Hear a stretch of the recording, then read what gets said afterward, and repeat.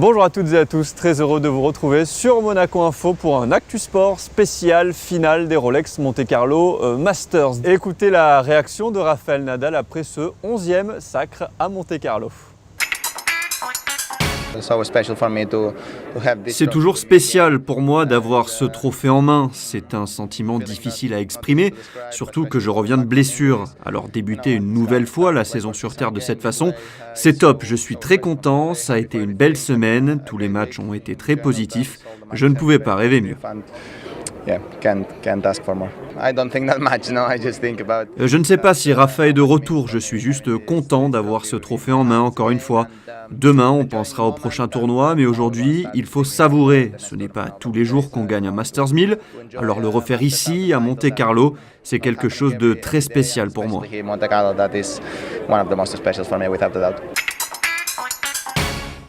Il a passé 18 ans sur le circuit en tant que joueur. Depuis, il est passé de l'autre côté de la caméra. Paul-Henri Mathieu est devenu consultant pour la chaîne Canal+.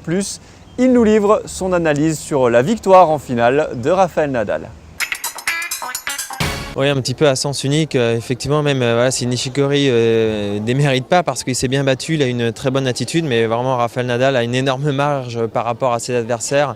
Il a montré un tennis vraiment de très haut niveau toute la semaine. Là, il a levé tous les doutes. Physiquement, il se sent vraiment très bien. Et quand il se sent bien comme ça, bien évidemment, tout son jeu en découle. Il est bien en coup droit, en revers, au service. Il bouge très bien, il défend très bien. Effectivement, c'est le grandissime favori pour Roland Garros. Vous le voyez survoler toute la saison sur Terre ? La suite nous le dira. En tout cas, comme je l'ai dit, il a une marge qui est vraiment importante par rapport à ses adversaires. On va avoir besoin vraiment d'un très grand Djokovic, d'un grand Wawrinka, s'il arrive à revenir assez rapidement, d'un très grand Nishikori pour pouvoir l'inquiéter. Et juste après la finale, nous avons rencontré Željko Franulović, le directeur du tournoi.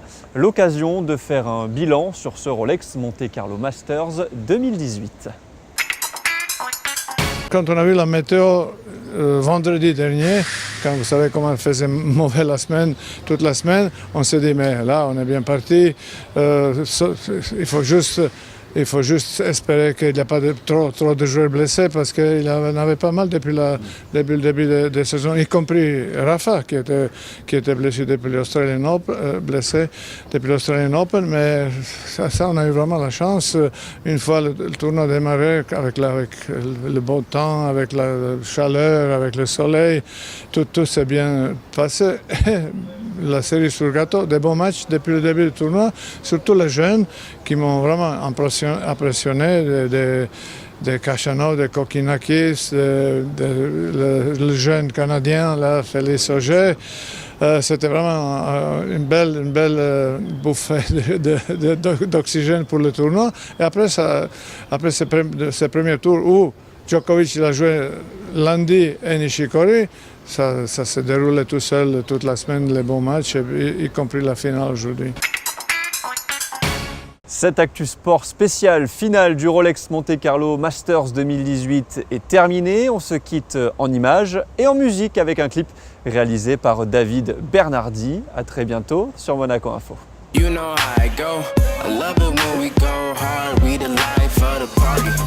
The party, yeah. The party, party. We the life of the party. Yeah. Ooh, yeah, the party. Yeah. We the life of the party. The party, yeah. The party, the party. We the life of the party. Ooh, yeah, the party. The party. So we the life of the party. Don't know if I'ma make it home, yeah. Just don't leave me alone, yeah. Shake it, drop it.